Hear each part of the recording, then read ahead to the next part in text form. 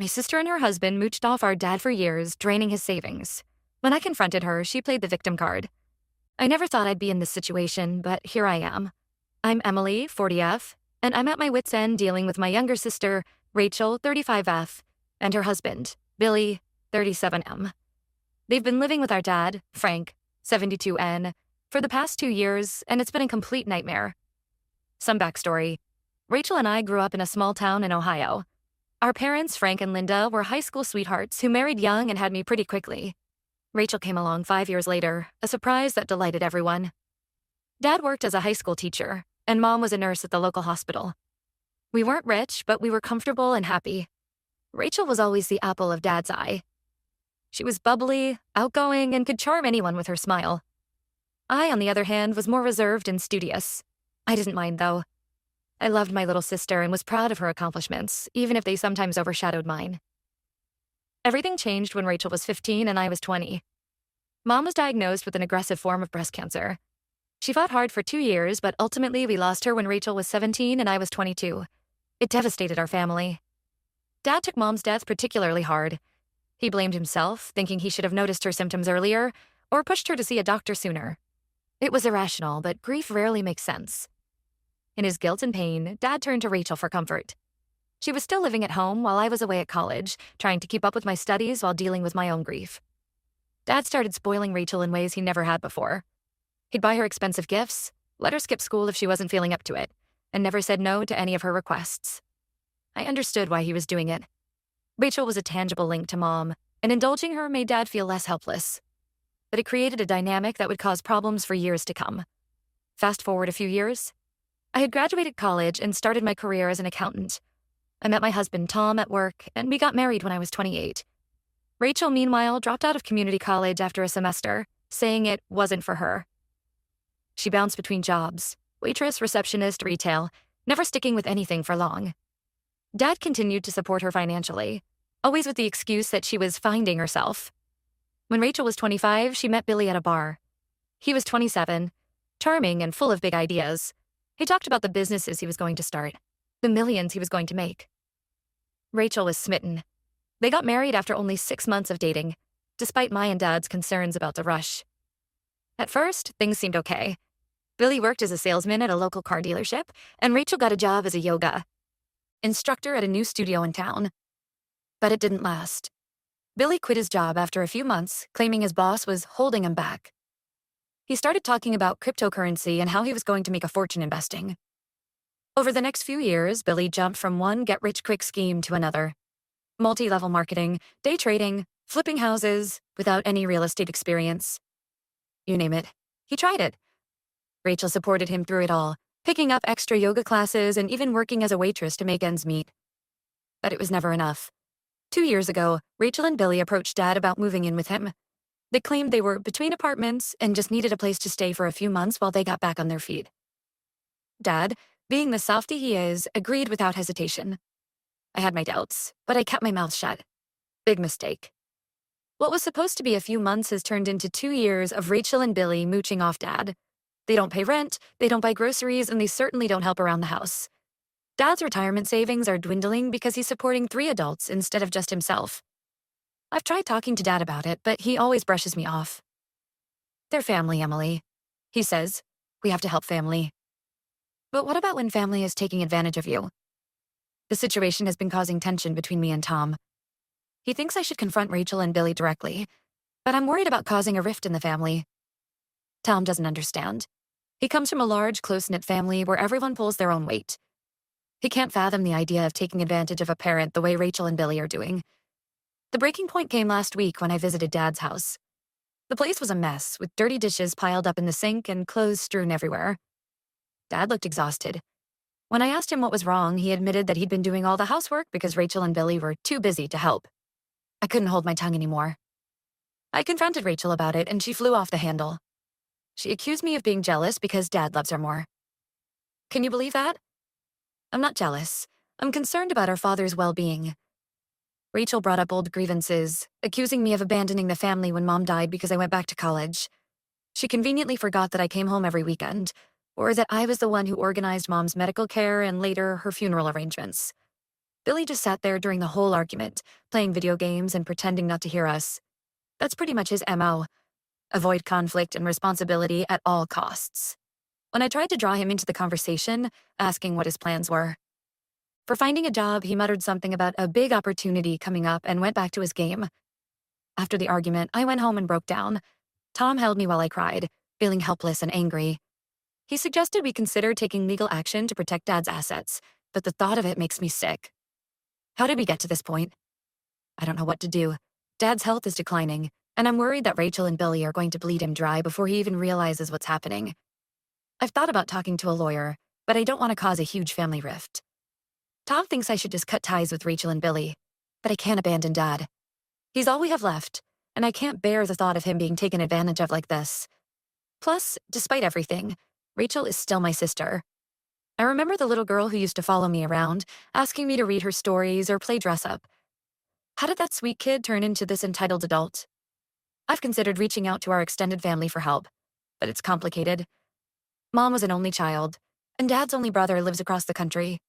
We were never very close to our cousins growing up. I feel so alone in this. Has anyone dealt with a similar situation?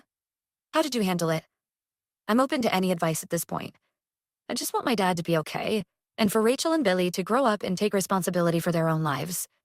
But I'm scared that if I push too hard, I'll lose what's left of my family. Help me, Reddit. I don't know what to do. Update 1. It's been about a month since my last post, and things have taken a turn for the worse. I want to thank everyone who commented and offered advice. I've been trying to implement some of your suggestions, but it's been an uphill battle. First, I took some of your advice and had a serious talk with Dad. I showed him bank statements and receipts to illustrate how much money he's been spending on Rachel and Billy. At first, he was defensive, but as we went through the numbers, I could see the realization dawning on his face. He looked devastated, and it broke my heart. Dad agreed to sit down with Rachel and Billy to discuss the situation. I offered to be there for support, but he insisted on handling it himself. Big mistake. The family meeting was a disaster. Rachel burst into tears, claiming that Dad was choosing money over family.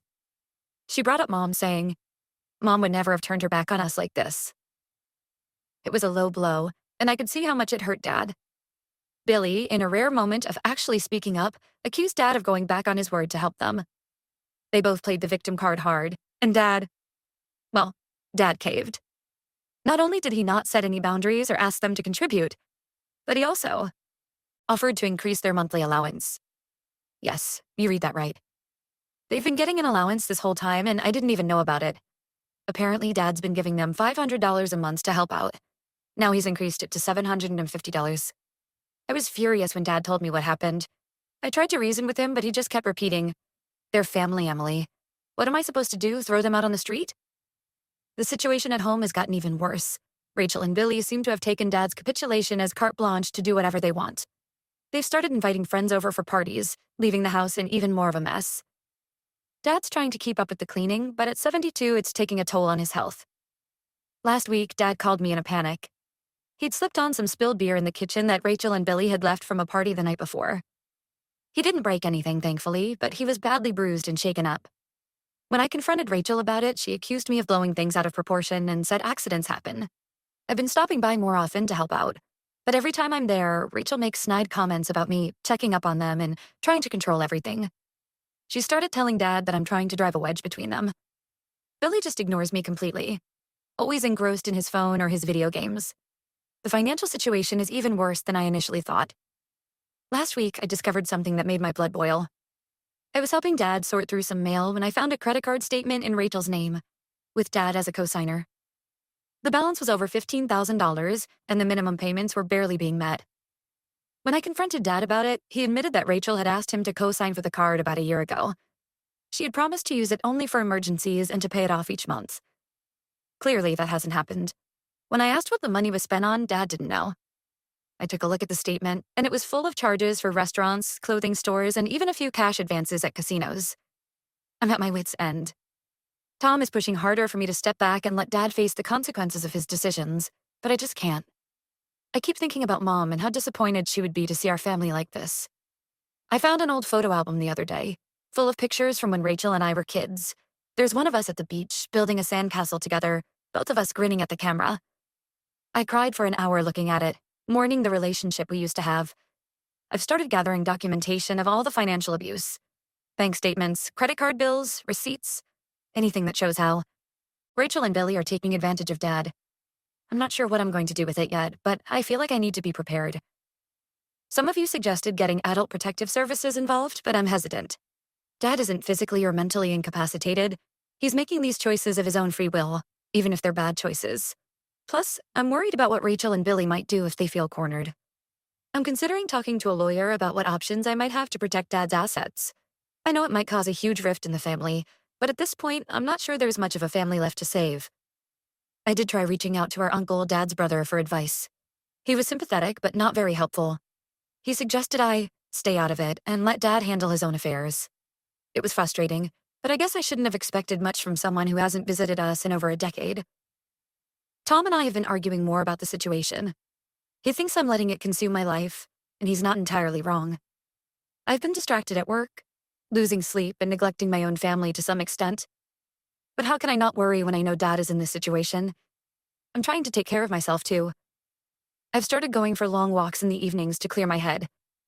It helps a little, but as soon as I get home, the worry comes flooding back. Has anyone had experience with getting legal help in a situation like this? What should I be prepared for? And how do I balance protecting Dad with respecting his autonomy? I feel like I'm walking a tightrope, and one wrong move could send everything crashing down. I'll keep you all updated. Thanks again for your support and advice. It means more than you know. Update 2. It's been 2 months since my last update, and the situation has reached a boiling point. I want to thank everyone again for their support and advice. It's been a roller coaster, but I finally feel like I'm making some progress. After my last post, I did consult with a lawyer. She advised me that while we couldn't force Dad to make different choices, we could take steps to protect his assets. She suggested setting up a trust, but warned that it would only work if Dad was willing to cooperate. I broached the subject with Dad, and to my surprise, he was receptive. I think the credit card situation had finally opened his eyes to how bad things had gotten. We spent a weekend going over his finances in detail, and he was shocked to see how much his savings had dwindled. However, before we could take any action, disaster struck. Dad had a minor heart attack. The doctors say it was likely stress-induced. He's okay now, but it was a wake-up call for everyone. I got the call from Rachel in the middle of the night. For once, she sounded genuinely scared. I rushed to the hospital, my heart in my throat. Seeing Dad in that hospital bed, looking small and vulnerable, was one of the hardest things I've ever experienced. While Dad was in the hospital, I took the opportunity to do a deep dive into his home situation. What I found was worse than I imagined. Rachel and Billy hadn't just been living rent-free. They'd been actively taking money from Dad's accounts. I found transfer receipts, withdrawn cash, and even some forged checks. One particularly galling discovery was a receipt for a $5,000 investment in some dubious cryptocurrency scheme. When I confronted Billy about it, he had the audacity to claim it was a sure thing, and that he was doing it to secure our family's future. I was livid. I confronted Rachel at the hospital, and she broke down. She admitted that she and Billy were in deep financial trouble. They'd racked up gambling debts and had been using Dad's money to try to pay them off. Billy, true to form, was nowhere to be found during this confrontation. Rachel's confession brought up a lot of old memories. I remembered when we were teenagers, and I caught Rachel stealing money from Mom's purse. I had covered for her then, not wanting to upset our parents. Now I wondered if I had done her a disservice by not letting her face the consequences of her actions earlier. I gave Rachel an ultimatum. Either they move out and start repaying what they've taken, or I go to the police with evidence of their fraud. She begged me not to, saying it would kill Dad if he knew the truth. She promised they would change, that they'd get jobs and pay Dad back. But I'd heard these promises before, and I wasn't buying it this time. Speaking of Dad, he's been released from the hospital, but the doctors have advised that he needs a stress-free environment to recover. This was the push I needed to take decisive action. With Dad's reluctant blessing, I've started the process of evicting Rachel and Billy. It's been ugly. They've accused me of everything from jealousy to elder abuse. Billy finally showed his face, threatening to contest the eviction and drag it out in court. Rachel has been calling all our relatives, spinning a tale of how I'm trying to tear the family apart. Some have bought into it, and I've received a few angry calls from distant cousins. It hurts, but I'm standing firm. I've documented everything, and I'm prepared to go to the authorities if necessary. Dad is staying with me and Tom during his recovery, away from the drama at his house. The hardest part has been watching Dad come to terms with Rachel's betrayal. He's alternating between anger and deep sadness. He keeps asking where he went wrong, and it breaks my heart. I try to reassure him that it's not his fault, that Rachel and Billy made their own choices, but I can see the guilt eating away at him. I'm trying to focus on the future. Once Rachel and Billy are out, we're going to sell Dad's house and move him into a smaller, more manageable place closer to us. We're also setting up that trust the lawyer recommended to ensure his remaining assets are protected. It's been a brutal couple of months, but I finally feel like we're moving in the right direction. Rachel and Billy have until the end of the month to move out. I'm not optimistic that they'll go quietly, but I'm prepared for whatever comes next. I'll update again once the eviction is complete. Wish us luck. We're going to need it. In the meantime, I'm trying to focus on Dad's recovery. He's been doing his physical therapy exercises and following the doctor's orders. It's nice having him stay with us. My kids love having their grandpa around, and I think the positive atmosphere is doing him good. Tom has been incredibly supportive through all of this. He's taken time off work to help out and has been a rock for both me and Dad. I don't know how I would have managed without him. I'm also trying to take care of myself. I've started seeing a counselor to help me process everything that's happening. It's hard to talk about, but I know I need to address my own feelings if I'm going to be strong for Dad. I'll keep you all posted. Thanks again for your support and advice. It's been a lifeline during this difficult time. Update 3. It's been a whirlwind few weeks since my last update. I wanted to wait until things settled down before posting again, but honestly, I'm not sure they ever will. Here's where we stand. The eviction didn't go smoothly, as expected. Rachel and Billy waited until the last possible moment to leave Dad's house. When they finally did, they took everything that wasn't nailed down, including items that belonged to Dad. We're still trying to recover some family heirlooms that mysteriously disappeared during the move. The day of the eviction was intense. Rachel was screaming and crying, accusing me of destroying the family. Billy was sullen and aggressive, muttering threats under his breath. It took everything in me not to lose my cool. I had to remind myself that I was doing this for Dad's sake. Dad's house was a disaster. It took a team of professional cleaners 3 days to make it presentable. The damage was extensive. Stained carpets, holes in the walls, even a broken window. It was heartbreaking to see the home we grew up in. The home where Mom and Dad built their life together in such a state. We've put the house on the market, and thankfully, there's been a lot of interest. The proceeds from the sale will go into Dad's trust. It's bittersweet. While it's necessary for Dad's financial security, it feels like we're selling off a piece of our family history. Speaking of Dad, he's doing better physically, but emotionally, he's still struggling. He's been seeing a counselor to work through his feelings of betrayal and guilt. It's a slow process, but I'm proud of him for taking this step. He has good days and bad days. Sometimes he'll reminisce about Rachel's childhood, wondering where things went wrong. Other days, he's angry about the way she and Billy took advantage of him. Rachel has been trying to contact Dad nonstop. She's left tearful voicemails, sent manipulative texts, and even showed up at my house unannounced. We've had to block her number and install security cameras. It's heartbreaking, but necessary. Each time she reaches out, it sets Dad back in his recovery. Billy, unsurprisingly, has vanished. Word on the grapevine is that he's left Rachel and skipped town. I can't say I'm surprised, but I do feel a twinge of pity for my sister. She made her bed, but it's still hard to see her in this state. Last I heard, she was crashing on a friend's couch and looking for work. On a positive note, Dad has been bonding with my kids during his stay with us. He's teaching my son how to play chess and helping my daughter with her science projects. It's beautiful to see, and I think it's helping him heal. There are moments when I see glimpses of the Dad I remember from before Mom died, laughing, engaged, and full of life. We found a nice little condo for Dad, not far from our house. It's in a 55-plus community with lots of activities and support. He's nervous about the move, but also excited for a fresh start. We've been visiting the community center and meeting some of his potential new neighbors. I think it'll be good for him to be around people his own age. As for me, I'm exhausted but relieved. The past few months have been the hardest of my life, but I know we made the right choice. Dad's finances are secure, his health is improving, and he's safe from further exploitation. I've learned a lot through this ordeal, about setting boundaries, standing up for what's right, and the importance of family, the healthy kind. I'm not sure what the future holds for my relationship with Rachel, but for now, I'm focusing on healing and moving forward. Thank you all for your support throughout this journey. Your advice and encouragement have been invaluable. If there's one thing I want people to take away from my story, it's this. Don't ignore the red flags. Act before it's too late. Protect your loved ones, even if it means making tough decisions. I'll check in if there are any major developments, but for now, I'm looking forward to some peace and quiet. Here's to new beginnings.